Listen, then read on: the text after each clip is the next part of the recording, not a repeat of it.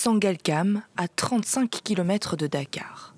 Ici, sur ces milliers de mètres carrés de passerelles, des agronomes récoltent une nouvelle variété de blé locale.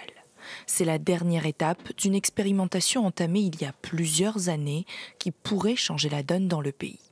Objectif du Sénégal, qui importe 800 000 tonnes de céréales par an, être moins dépendant de ses principaux fournisseurs. Le projet, c'était de développer des variétés de blé adaptées au Sénégal. C'est un pays qui dépend entièrement des importations pour satisfaire sa demande en consommation de blé.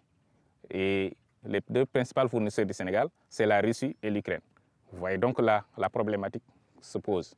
Et pour remédier à ce problème, les chercheurs de l'Institut agricole ont testé de nouvelles variétés de blé adaptées à la chaleur.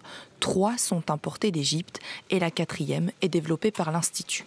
Dans ce pays d'Afrique de l'Ouest, très friand de pain, le blé est la 2e céréale la plus consommée après le riz. Ça a très bien réussi, malgré que ça soit semé tardivement, que ça soit semé dans des conditions où il fait très chaud, comme on sait que le blé c'est une culture des zones tempérées. On a des variétés de blé qui s'adaptent à cette chaleur-là, qui s'adaptent à ces conditions agroclimatiques, disons. Donc les résultats vraiment sont prometteurs. Autre objectif de ces passerelles, préparer les paysans à emblaver 1000 hectares d'ici la fin de l'automne. Et le défi sera de taille. La culture du blé nécessite beaucoup d'eau pour être irriguée, alors qu'au Sénégal, on ne peut cultiver cette céréale seulement du mois de novembre à février, donc durant la saison froide, période où il n'y a pas de pluie. 9h13.